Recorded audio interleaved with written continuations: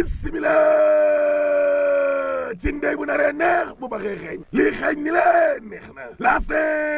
waaye mbootaayu xeet yi da waa ONU day waaw daal di nañuy retirer Sénégal day ci pays moins avancé du monde dama ne la Sénégal day dem day par force réew mi dana changé antenne yéene kaay de dëgg la gis nga système des Nations Unies googe waaw Sénégal day jàpp leen ne bokkatul ci réew yi nga xam ne day dañ ne woon ñii ñoo gën a ñàkk a dem laa la wax le Sénégal ne fait plus partie des pays les moins avancés ca jamono jooje Walfadjri nee na waaye na gis nga jàpp leen ne daal forage yi nga xam ne ñoom ñoo nekk ci kaw gi day wàllum ndox mi hydraulique rural waaw mbir mi miti na de lu ci doolo juróom-benn milliard yoo xam ni moom la ñu yoreel Sénélec ni lée 500 agents yoo xam ni boo sàgganee day danañ ñàkk seenu liggéey waa OFAR nee nañu danañu defaraat lépp ba mu normal laa la wax yéene kaay Sidi Lamine Niass gi ne waaye bor bi nga xam ne moom la Sénégal amee ni lée waaw chiffres yi daal xam naa ni coow li bari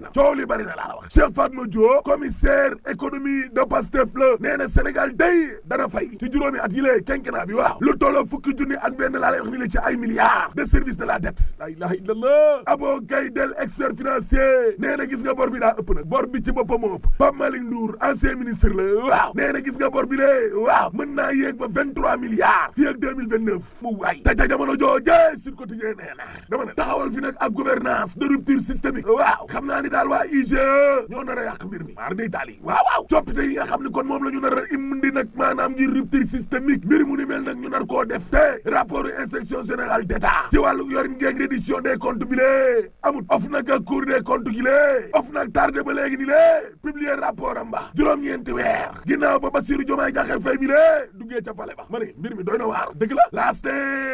gis nga nag ñi nga xam ne dañ leen di kon indemniser jox leen téeméer ak juróom-ñett ci ay millions ñooñee nga xam ne dañoo amoon ay lorule kon ci manifestation yi day waa forum civil waaw bi Birahim Seck mi lee nee na mbir mi na leer yéeni kaa gi ne liy war a leer mooy parti politique yi nga xamante ni nii maanaam dañoo nekk ci kër gi di Sénégal ni xas ca jamono